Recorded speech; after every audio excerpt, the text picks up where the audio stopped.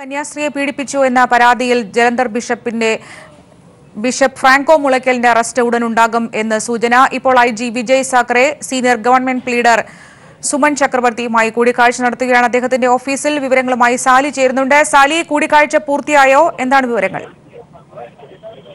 അതിനിർണായകമായ ഒരു കൂടിക്കാഴ്ച എന്ന് തന്നെ പറയാം. കാരണം ഏതാണ്ട് അറസ്റ്റ് എന്ന തീരുമാനത്തിലേക്ക് അന്വേഷണ സംഘം എത്തിയിരിക്കുന്നു. അതിന് മുന്നിൽ ഇനി അത് നടപ്പാക്കാനുള്ള ഒരു തടസ്സം ഇപ്പോൾ ഹൈക്കോടതിയുടെ പരിഗണനയിൽ ബിഷപ്പ് ഫ്രാങ്കോ നൽകിയിരിക്കുന്ന മുൻകൂർ ജാമ്യ ഹർജിയാണ്. അത് കഴിഞ്ഞ ദിവസം ഹർജി ഫയൽ ചെയ്ത് അത് പരിഗണിച്ച് ഹർജി സ്വീകരിച്ച ശേഷം അത് സർക്കാരിന്റെ നിലപാടറിയിക്കാൻ ഹൈക്കോടതി മാറ്റിവെച്ചിരിക്കുകയാണ്. സ്വാഭാവികമായും ഇതിനിടയിൽ ഒരു കാലാവധിക്കുള്ളിൽ ആ ഹർജിക്കാരനെ അല്ലെങ്കിൽ പ്രതിയെ അറസ്റ്റ് ചെയ്യുന്ന ഒരു കീഴ്വഴക്കം സാധാരണഗതിയിൽ കേരള പോലീസ് സ്വീകരിക്കാറില്ല. അതിൽ ഹൈക്കോടതിയുടെ മുന്നിൽ ഒരു അനൗചിത്യം ഉണ്ട് എന്നുള്ളത് കൊണ്ടുകൂടിയാണ് അത്തരമൊരു നിലപാട് സ്വീകരിക്കാത്തത്. പക്ഷെ ഈ കേസിൽ മറ്റ് ചില അനിവാര്യമായ സാഹചര്യങ്ങളുണ്ട്. ഒന്ന്, 164 സ്റ്റേറ്റ്മെന്റ് നിലനിൽക്കുന്നു. മാത്രമല്ല ഇനി 4 ദിവസം കൂടി ഈ ഹർജി പരിഗണിക്കാനുണ്ട്. ബിഷപ്പിന്റെ ചോദ്യം ചെയ്യൽ അന്തിമഘട്ടത്തിലേക്ക് എത്തിയിരിക്കുന്നു. അപ്പോൾ ഇനി ഈ 4 ദിവസം കാത്തിരിക്കുന്നത് ഒരു ഒട്ടേറെ സാങ്കേതികവും നിയമപരവുമായ ഒട്ടനവധി പ്രശ്നങ്ങൾ അന്വേഷണ സംഘം നേരിടും. കാരണം ബിഷപ്പിനെ ജലന്ധറിൽ നിന്ന് ഇവിടെ എത്തിച്ചിട്ടുണ്ട്. അദ്ദേഹത്തെ ചോദ്യം ചെയ്യൽ പൂർത്തിയായി വരുന്നു. ഇനി 4 ദിവസം എന്ത് നിയമത്തിന്റെ അടിസ്ഥാനത്തിൽ ബിഷപ്പിനെ ഇവിടെ തടങ്കലിൽ വെക്കും, അല്ലെങ്കിൽ കസ്റ്റഡിയിൽ വെക്കും, അല്ലെങ്കിൽ ബിഷപ്പിനോട് ഇവിടെ തങ്ങാൻ നിർദ്ദേശിക്കും എന്നൊക്കെ ഒരു ഒട്ടനവധി നിയമപ്രശ്നങ്ങളുണ്ട്. അപ്പോൾ സ്വാഭാവികമായും ഇനി ഒരു അനുമതി പ്രോസിക്യൂഷന്റെ ഭാഗത്തുനിന്ന് ലഭിച്ചാൽ അന്വേഷണ സംഘത്തിന് അറസ്റ്റും തുടർന്നുള്ള നടപടികളിലുമായി മുന്നോട്ട് പോകാം. കാരണം ഇതേ പ്രോസിക്യൂഷൻ തന്നെയാണ് 25-ാം തീയതി ഹൈക്കോടതി കേസ് പരിഗണിക്കുമ്പോൾ സർക്കാരിന് വേണ്ടി അല്ലെങ്കിൽ പോലീസിന് വേണ്ടി നിലപാട് അറിയിക്കേണ്ടത്. അപ്പോൾ കോടതിയിൽ നിന്ന് ഒരു വിമർശനം കേൾക്കേണ്ടി വരുന്ന സാഹചര്യം ഉണ്ടായാൽ അത് പോലീസിനും പ്രോസിക്യൂഷനും നാണക്കേടാണ്. അതുകൊണ്ടുകൂടിയാണ് അതിന്റെ നിയമപരമായ പ്രശ്നങ്ങൾ എങ്ങനെ മറികടക്കാം എന്നുള്ളതാണ് ചർച്ച ചെയ്യുന്നത്. 2 സാധ്യതകളാണുള്ളത്. ഒന്ന്,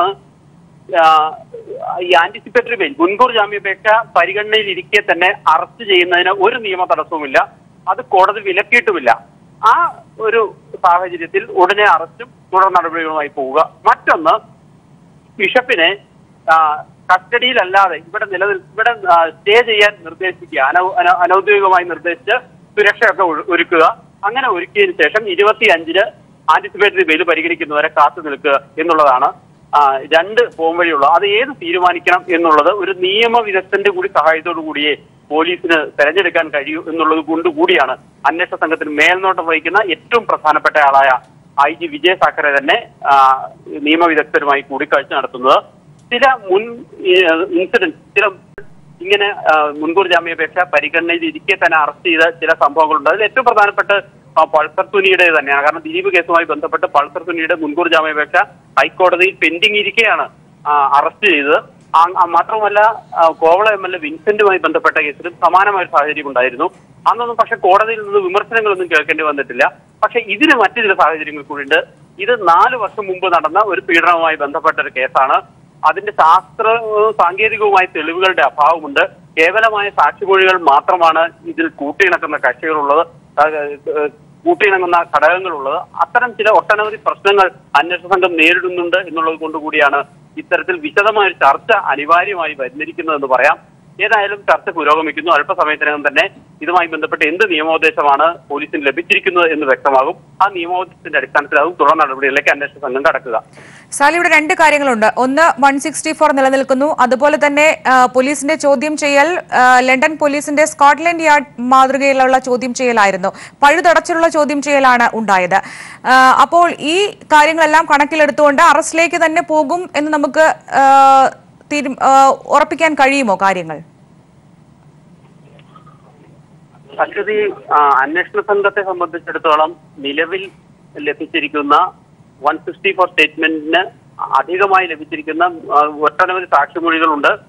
മറ്റ് ചോദ്യം ചെയ്യലിൽ നിന്ന് ലഭിച്ച മറ്റു വിവരങ്ങളുമുണ്ട്. ഇതിന്റെയൊക്കെ അടിസ്ഥാനത്തിൽ നിലവിലെ സാഹചര്യത്തിൽ അറസ്റ്റ് ചെയ്യുന്നതിന് നിയമപരമായ തടസ്സങ്ങളില്ല. അറസ്റ്റ് ചെയ്യാവുന്ന സാഹചര്യം തന്നെയാണുള്ള. ഏക പ്രശ്നം ഹൈക്കോടതിയുടെ മുന്നിലിരിക്കുന്ന ഈ മുൻകൂർ ജാമ്യ ഹർജി തന്നെയാണ്.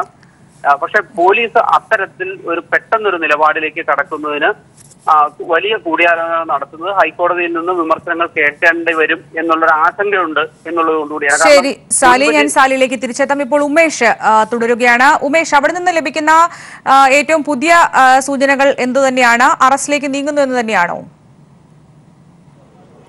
അശ്വതി, ഇനി IG-യുമായുള്ള DGP-യുമായുള്ള കൂടിക്കാഴ്ചയ്ക്ക് ശേഷം IG വരുന്നതും കാത്താണ് ഇവിടെ എല്ലാവരും ഇരിക്കുന്നത്. പ്രത്യേകിച്ച് അന്വേഷണ സംഘം എന്താണ് തീരുമാനം എന്നുള്ളത് അന്വേഷണ സംഘത്തിന് അറിയേണ്ടതുണ്ട്. അത് IG അക്കാര്യം മാധ്യമങ്ങളെയും അറിയിക്കും എന്നൊരു പ്രതീക്ഷയിൽ തന്നെയാണ് എല്ലാവരും ഉള്ളത്.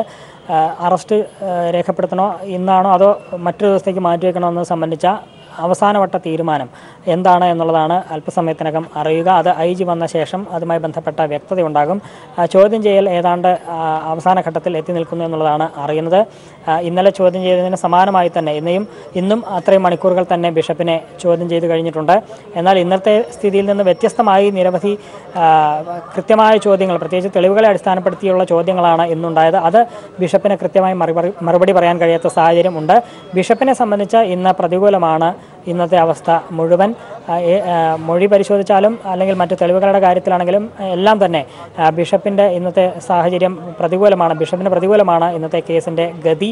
അതുകൊണ്ട് തന്നെ അറസ്റ്റ് ഉണ്ടാകുമോ എന്നുള്ളതാണ് ഇനി എല്ലാവരും കാത്തിരിക്കുന്നത്. അറസ്റ്റ് ചെയ്താൽ വേണ്ട നടപടിക്രമങ്ങളെല്ലാം തന്നെ പോലീസ് സജ്ജീകരിച്ചു കഴിഞ്ഞിട്ടുണ്ട്.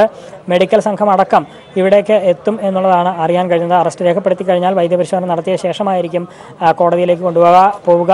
അതുമായി ബന്ധപ്പെട്ട സുരക്ഷാ ക്രമീകരണങ്ങൾ ഒരുക്കിയിട്ടുണ്ട്. അതിൻ്റെ ചുമതല പ്രത്യേകിച്ചും കൊച്ചി DCP-ക്കാണ്. കൊച്ചി DCP ഹിമേന്ദ്രനാഥ് അടക്കമുള്ളവർ ഇപ്പോൾ ഈ ക്രൈംബ്രാഞ്ച് ഓഫീസിലേക്ക് എത്തിയിട്ടുണ്ട്.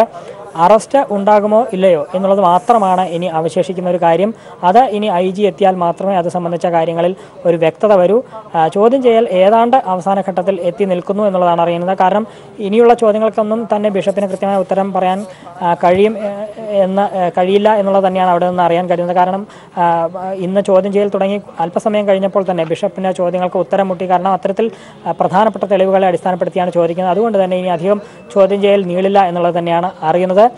വൈക്കം DYSP, അന്വേഷണ ഉദ്യോഗസ്ഥനായ വൈക്കം DYSP-യും കോട്ടയം SP-യും ഇപ്പോഴും ഇവിടെ തന്നെ ഉണ്ട്. കൊച്ചി DCP-യും എത്തിയിട്ടുണ്ട്. സുരക്ഷാ കാര്യങ്ങളുടെ എല്ലാം ചുമതല അദ്ദേഹത്തിനാണ്. ഇനി വരേണ്ടത് IG-യാണ്. ഉന്നത ഉദ്യോഗസ്ഥനായ IG വന്നതിന് ശേഷം അറസ്റ്റ് ഉണ്ടാകുമോ ഇല്ലയോ എന്നുള്ള കാര്യത്തിൽ കൃത്യമായ തീരുമാനം ഉണ്ടാകും. തുടരുന്നു. പുതിയ അധ്യക്ഷൻ സ്ഥാനം ഏൽക്കുന്നതിന് മുൻപ് കോൺഗ്രസിൽ അടി തുടങ്ങി. വർക്കിംഗ് പ്രസിഡന്റ് ആകാനില്ലെന്ന് പറഞ്ഞ് K. സുധാകരൻ രംഗത്തെത്തി. സുധാകരനെ തിരുത്തി ചെന്നിത്തല. ഗ്രൂപ്പിന് പ്രസക്തിയില്ലെന്ന് മുരളീധരൻ. പാർട്ടി ഐക്യമാണ് ലക്ഷ്യമെന്ന് ഉമ്മൻചാണ്ടി. സജീവ രാഷ്ട്രീയം വിടില്ലെന്ന് ഹസൻ. മുല്ലപ്പള്ളിക്ക് മുന്നറിയിപ്പ് നൽകിയ സുധീരനും ഇന്ന് രംഗത്തെത്തി. കോൺഗ്രസ് ഹൈക്കമാൻഡ് നിയമിച്ച പുതിയ KPCC പ്രസിഡന്റും ഭാരവാഹികളും ചുമതല ഏൽക്കുന്നതിന് മുമ്പ് തന്നെ കോൺഗ്രസിൽ പടപ്പുറപ്പാട് തുടങ്ങി. വർക്കിംഗ് പ്രസിഡന്റ് സ്ഥാനത്തേക്ക് ഹൈക്കമാൻഡ് നിശ്ചയിച്ച ഗ്രൂപ്പ് നേതാവ് K. സുധാകരനാണ് ആദ്യ വെടിപൊട്ടിച്ചത്. സ്ഥാനമേറ്റെടുക്കാൻ താൽപര്യമില്ലെന്ന് പറയാതെ പറഞ്ഞ് സുധാകരൻ രംഗത്തെത്തിയതോടെ ഇതിനെ പ്രതിരോധിക്കേണ്ട ബാധ്യത ഗ്രൂപ്പ് നേതാവ് രമേശ് ചെന്നിത്തല ഏറ്റെടുത്തു. പാർട്ടി ഹൈക്കമാൻഡ് എടുക്കുന്ന തീരുമാനം എല്ലാ കോൺഗ്രസ് പ്രവർത്തകരും അംഗീകരിക്കും. ഞാൻ സുധാകരനുമായി സംസാരിച്ചിട്ടുണ്ട്. അദ്ദേഹം ഈ തീരുമാനം അംഗീകരിക്കുമെന്നുള്ള പൂർണ്ണ വിശ്വാസമാണ് എനിക്കുള്ളത്. മുല്ലപ്പള്ളി രാമചന്ദ്രന്റെ മുന്നിൽ പ്രതിസന്ധികളുണ്ടെന്ന് തന്റെ മുൻ അനുഭവത്തിന്റെ അടിസ്ഥാനത്തിൽ VM സുധീരൻ ഓർമ്മപ്പെടുത്തി. വളരെ ശ്രമകരമായ ഒരു അധ്വാനമാണ് എന്ന കാര്യത്തിൽ സംശയമില്ല. അതിന് ഒരുപാട് കാര്യങ്ങളിൽ ചർച്ച ചെയ്യേണ്ടതുണ്ട്, ഒരുപാട് കാര്യങ്ങളിൽ മാറ്റം വരുത്തേണ്ടതുണ്ട്. ഇതിനെ ഗ്രൂപ്പ് നേതാവ് ഉമ്മൻചാണ്ടി വ്യാഖ്യാനിച്ചത് ഇങ്ങനെയാണ്. കോൺഗ്രസ് ടീം വർക്കാണ്. എല്ലാവരുടെ ചേരുമ്പോഴാണ് കോൺഗ്രസ് ആകുന്നത്. അവിടെയാണ് കോൺഗ്രസിന് ജയം ഉണ്ടാകുന്നത്. ഇവിടെ ഒരു നല്ല ടീമിനെ ശ്രീ മുല്ലപ്പള്ളി രാമചന്ദ്രൻ നയിക്കും. അതിനോട് എല്ലാവരും സഹകരിക്കും. പുതിയ നേതൃത്വം വന്നതോടെ വലിയ നഷ്ടമുണ്ടായ മുൻ KPCC അധ്യക്ഷൻ MM ഹസൻ താൻ സജീവ രാഷ്ട്രീയത്തിൽ ഉണ്ടെന്ന കാര്യം നേതൃത്വത്തെ ഓർമ്മപ്പെടുത്തേണ്ടി വന്നു. ഞാൻ സജീവമായ രാഷ്ട്രീയ പ്രവർത്തനത്തിലുണ്ട്. ഏത് രംഗത്താണ് പ്രവർത്തിക്കുന്നതെന്ന് പാർട്ടിയല്ലേ തീരുമാനിക്കുന്നത്. ഗ്രൂപ്പുകൾക്ക് പ്രസക്തിയില്ലെന്ന് മുരളീധരനും ചൂണ്ടിക്കാട്ടി. ഇപ്പോഴത്തെ ഒരു തീരുമാനത്തിന്റെ ഏറ്റവും വലിയ മെച്ചം എന്താന്ന് പറഞ്ഞാൽ വെറും ഗ്രൂപ്പ് നോക്കി വയ്ക്കുന്ന സമ്പ്രദായം അവസാനിച്ചു എന്നാണ് ഇതിൻ്റെ ഒരു സന്ദേശം. നന്നായി പണിയെടുക്കുന്നവരെയാണ് വെച്ചിട്ടുള്ളത്. ഗ്രൂപ്പ് ഇപ്പോൾ ഒരു ക്വാളിഫിക്കേഷനും അല്ല, ഒരു ഡിസ്ക്വാളിഫിക്കേഷനും അല്ല. എന്തായാലും മുല്ലപ്പള്ളി അധ്യക്ഷസ്ഥാനം ഏറ്റെടുക്കുന്നതോടെ കോൺഗ്രസ് രാഷ്ട്രീയം കലുഷമാകും. ഗ്രൂപ്പുകളെ തുറന്നെതിർത്ത് നിലപാടുകൾ ശക്തമാക്കി മുല്ലപ്പള്ളി മുമ്പോട്ടു പോകുകയാണെങ്കിൽ വരാനിരിക്കുന്നത് പ്രസിഡന്റിനെതിരെയുള്ള ഗ്രൂപ്പ് യുദ്ധത്തിനാകും കേരളം സാക്ഷിയാകുക. Leslie John, Thiruvananthapuram. കെപിസിസി പുനഃസംഘടന കോൺഗ്രസിനുള്ളിൽ പ്രതിഷേധം പുകയുന്നു. കോഴിക്കോട് ഡിസിസി ഓഫീസിന് മുന്നിൽ പോസ്റ്റർ പ്രത്യക്ഷപ്പെട്ടു. കോൺഗ്രസ് പ്രവർത്തകരുടെ വികാരം മനസ്സിലാക്കാതെയുള്ള പുനഃസംഘടന ആർക്കു വേണ്ടിയെന്ന് പോസ്റ്ററുകൾ. അതേസമയം കെ സുധാകരൻ സ്ഥാനം ഏറ്റെടുക്കുമെന്നാണ് പ്രതീക്ഷയെന്ന് എം.ഐ. ഷാനവാസ് പ്രതികരിച്ചു. കെപിസിസിയുടെ പുതിയ ഭാരവാഹി പട്ടിക പുറത്തുവന്നതിനു പിന്നാലെയാണ് കോഴിക്കോട് ഡിസിസി ഓഫീസിന് മുന്നിൽ പോസ്റ്ററുകൾ പ്രത്യക്ഷപ്പെട്ടത്. കോൺഗ്രസ് പ്രവർത്തകരുടെ വികാരം മനസ്സിലാക്കാതെയുള്ള പുനഃസംഘടന ആർക്കുവേണ്ടിയെന്ന് പോസ്റ്ററുകളിൽ ചോദ്യമുയർന്നു. മുല്ലപ്പള്ളിയെ കെപിസിസി അധ്യക്ഷനാക്കിയതിലുള്ള പ്രതിഷേധമാണ് പോസ്റ്ററിലൂടെ പുറത്തുവന്നതാണ് വിവരം. കെ സുധാകരൻ അനുകൂലികളാണ് പോസ്റ്ററിന് പിന്നിലെന്നും ആക്ഷേപമുണ്ട്. സുധാകരനെ കെപിസിസി അധ്യക്ഷനാക്കണമെന്നാവശ്യപ്പെട്ട് കോഴിക്കോട്ട് നേരത്തെ ഫ്ലക്സുകൾ പ്രത്യക്ഷപ്പെട്ടിരുന്നു. മുല്ലപ്പള്ളിക്കെതിരെ വടകരയിലടക്കം പോസ്റ്ററുകളും വന്നു. വർക്കിംഗ് പ്രസിഡന്റ് ആക്കിയതിൽ കെ സുധാകരൻ പ്രതിഷേധത്തിലുമാണ്. എന്നാൽ സുധാകരൻ സ്ഥാനം ഏറ്റെടുക്കുമെന്നാണ് പ്രതീക്ഷയെന്ന് വർക്കിംഗ് പ്രസിഡന്റായി നിയമിതനായ എം.ഐ. ഷാനവാസ് എം.പി. കോഴിക്കോട്ട് പ്രതികരിച്ചു. യുവാക്കളെ തഴഞ്ഞെന്ന വാദം ശരിയല്ലെന്നുമാണ് ഷാനവാസിന്റെ നിലപാട്. ആ പ്രഖ്യാപനങ്ങൾ എന്ന് പറഞ്ഞാൽ എല്ലാ ആൾക്കാരുമായും രാഹുൽ ഗാന്ധി പലവട്ടം ചർച്ച നടത്തി ഒരു ഫൈനൽ തീരുമാനത്തിലെടുത്ത് എല്ലാവരോടും ചോദിച്ചിട്ട് ആർക്കും അഭിപ്രായ വ്യത്യാസം ഉണ്ടെന്ന് തോന്നുന്നു. സുധാകരൻ വേണമെങ്കിൽ ഇത് ഏറ്റെടുക്കാതിരിക്കാം. പാർട്ടി പ്രസിഡന്റ് പറഞ്ഞ സ്ഥിതിക്ക് ഏറ്റെടുക്കുമെന്ന് തന്നെയാണ് എൻ്റെ പ്രതീക്ഷ. പാർട്ടി അനൗൺസ് ചെയ്തില്ലേ. കെപിസിസി പുനഃസംഘടന ജാതി മത ഗ്രൂപ്പ് സമവാക്യങ്ങൾ പാലിച്ചാണെന്ന് നേതൃത്വം പറയുമ്പോഴും പുതിയ പട്ടികയ്ക്കെതിരെ പ്രതിഷേധമുയരുന്നത് കോൺഗ്രസ് പ്രവർത്തകർക്കിടയിലെ നീരസമാണ് കാണിക്കുന്നത്. ഒപ്പം സുധാകരൻ അനുകൂലികളുടെ പ്രതിഷേധവും. News bureau, Kozhikode. പുതിയ കെപിസിസി ഭാരവാഹികൾ ലോക്സഭാ തെരഞ്ഞെടുപ്പിൽ മത്സരിക്കേണ്ടെന്ന സൂചന നൽകി നിയുക്ത കെപിസിസി പ്രസിഡന്റ് മുല്ലപ്പള്ളി രാമചന്ദ്രൻ. പദവികൾ ആലങ്കാരികമായി കൊണ്ടു നടക്കേണ്ടതല്ല. ഇക്കാര്യത്തിൽ ഉൾപ്പെടെ കോൺഗ്രസ് അധ്യക്ഷൻ രാഹുൽ ഗാന്ധിയുമായി ചർച്ച ചെയ്ത് തീരുമാനിക്കുമെന്നും മുല്ലപ്പള്ളി പറഞ്ഞു. ലോക്സഭാ തെരഞ്ഞെടുപ്പിലും പാർട്ടിയിലും എല്ലാ വിഭാഗങ്ങൾക്കും പ്രാതിനിധ്യം നൽകുമെന്നും അദ്ദേഹം പറഞ്ഞു. കെപിസിസി ഭാരവാഹികളായി ചുമതലയേൽക്കുന്ന നിലവിലെ എംപിമാരായ മുല്ലപ്പള്ളി രാമചന്ദ്രൻ, എം.ഐ. ഷാനവാസ്, കൊടിക്കുന്നിൽ സുരേഷ് എന്നിവർ അടുത്ത ലോക്സഭാ തെരഞ്ഞെടുപ്പിൽ മത്സരിക്കേണ്ടതില്ലെന്ന കാഴ്ചപ്പാടിലാണ് നിയുക്ത പ്രസിഡന്റ്. ഒരാൾക്ക് ഒരു ചുമതല എന്ന മുല്ലപ്പള്ളിയുടെ നിലപാട് പാർലമെന്ററി രംഗത്തേക്ക് തിരികെ വരാൻ ശ്രമിക്കുന്ന കെ സുധാകരന്റെ നീക്കങ്ങൾക്കും തിരിച്ചടിയാകും. പദവികൾ ആലങ്കാരികമായി കൊണ്ടു നടക്കേണ്ടതല്ലെന്ന കാഴ്ചപ്പാടിലാണ് മുല്ലപ്പള്ളി. ഇക്കാര്യം ഉൾപ്പെടെയുള്ള വിവിധ വിഷയങ്ങളിൽ തന്റെ അഭിപ്രായം മുല്ലപ്പള്ളി രാഹുൽ ഗാന്ധിയെ അറിയിക്കും. എന്നാൽ ഭാരവാഹികൾ മത്സരിക്കുന്നതിൽ അന്തിമ തീരുമാനമെടുക്കേണ്ടത് ഹൈക്കമാൻഡാണ്. ആ കാര്യത്തിൽ അന്തിമമായ തീരുമാനമെടുക്കേണ്ടത് ഹൈക്കമാൻഡാണ്. ഈ പറഞ്ഞ ഒരു ഓർണമെന്റൽ ആയിട്ടുള്ള ഒരു ഓഫീസായിട്ടൊന്നും പിന്നെ കെപിസിസി ഒരു ഓഫീസ് ബെയർഷിപ്പിനെ കൊണ്ടുപോകാൻ സാധിക്കില്ല. ലോക്സഭാ തെരഞ്ഞെടുപ്പിലും പാർട്ടിയിലും യുവാക്കൾ, സ്ത്രീകൾ, ന്യൂനപക്ഷങ്ങൾ തുടങ്ങിയ എല്ലാ വിഭാഗക്കാരെയും പരിഗണിക്കും. മഹിളകൾക്കും അതുപോലെ ഈ പറഞ്ഞ weaker sections and vulnerable section of society അവർക്കും പ്രാമുഖ്യം കൊടുക്കണം. കെപിസിസി പുനഃസംഘടന സംബന്ധിച്ച കാര്യങ്ങൾ രാഹുൽ ഗാന്ധിയുമായി ചർച്ച ചെയ്യും.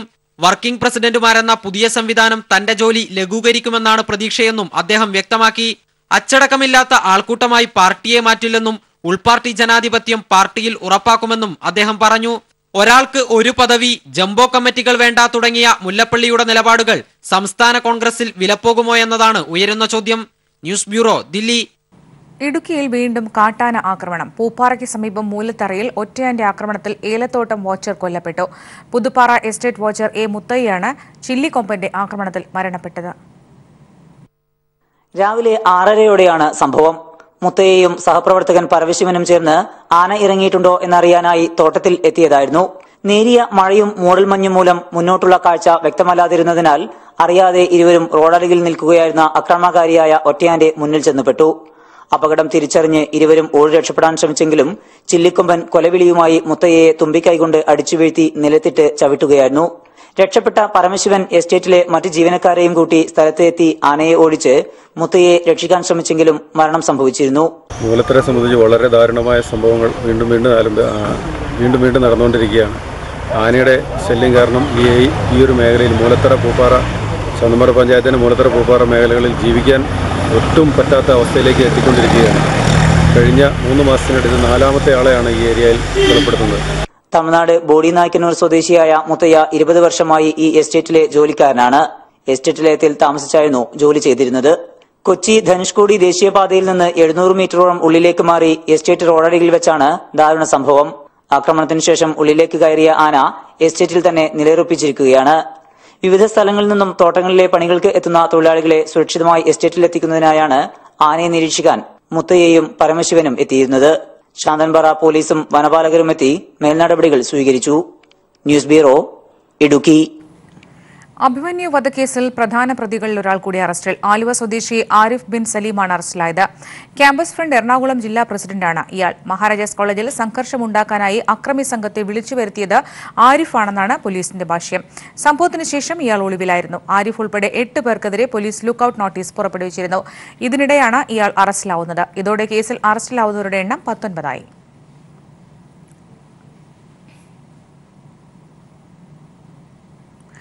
തൃശൂർ ആളൂരിൽ ആശ്രമത്തിൽ 7 ആൺകുട്ടികളെ പീഡിപ്പിച്ച ശേഷം ഒളിവിൽ പോയ ആശ്രമാധിപതി ശ്രീനാരായണ ധർമ്മവ്രതൻ ചെന്നൈയിൽ അറസ്റ്റിൽ. ഇടുക്കി പിരുവന്താനി സ്വദേശിയായ ശ്രീനാരായണ ധർമ്മവ്രതൻ എന്ന താമരാക്ഷനാണ് പിടിയിലായത്. 52-കാരനായ സ്വാമി ആശ്രമത്തിൽ വെച്ച് പീഡനത്തിരയാക്കിയ വിവരം സ്കൂളിലെ കൗൺസിലിംഗിനിടെയാണ് കുട്ടികൾ പുറത്തു പറഞ്ഞത്. മെഡിക്കൽ പരിശോധനയിൽ പീഡനം തെളിഞ്ഞതോടെ ധർമ്മവ്രതനെതിരെ കേസ് രജിസ്റ്റർ ചെയ്തു. ഇതിനുശേഷമാണ് ഇയാൾ ഒളിവിൽ പോയത്. പ്രത്യേക സംഘം നടത്തിയ തിരച്ചിൽ ധർമ്മവ്രതൻ ചെന്നൈയിലുള്ളതായി കണ്ടെത്തി. തുടർന്ന് ചെന്നൈയിൽ വെച്ചാണ് ഇയാളെ അറസ്റ്റ് ചെയ്തത്. ഇയാളെ പിടികൂടാൻ നേരത്തെ ലുക്കൌട്ട് നോട്ടീസും പുറത്തിറക്കിയിരുന്നു. 2 മാസമായി ഒളിവിൽ കഴിഞ്ഞു വരികയാണ് സ്വാമിയെ പ്രത്യേക അന്വേഷണ സംഘം പിടികൂടിയത്. ചെന്നൈയിൽ ഒളിവിൽ കഴിയുന്നതായി രഹസ്യവിവരം ലഭിച്ചതോടെ ആളൂർ പോലീസ് അവിടേക്ക് തിരിച്ചു. അവിടെ നിന്ന് പിടികൂടി തൃശ്ശൂരിലെത്തിച്ചു. നിർധന കുടുംബാംഗങ്ങളായ വിദ്യാർത്ഥികൾ ആശ്രമത്തിൽ താമസിച്ച് പഠിക്കുന്നവരായിരുന്നു. പലപ്പോഴായി സ്വാമി പീഡിപ്പിക്കാറുണ്ടെന്നാണ് കുട്ടികളുടെ മൊഴി. ഇവിടെ രഹസ്യമൊഴി പോലീസ് രേഖപ്പെടുത്തിയിരുന്നു. ഇതിനിടെ കുട്ടികളെയും കുടുംബത്തെയും സ്വാധീനിച്ച് മൊഴിതിരുത്താൻ ശ്രമം നടന്നതായും പോലീസിന് വിവരം ലഭിച്ചു. തുടർന്നാണ് അന്വേഷണം കൂടുതൽ ഊർജിതമാക്കിയതും സ്വാമി ഉടൻ തന്നെ അറസ്റ്റ് ചെയ്തതും. News bureau, Thrissur.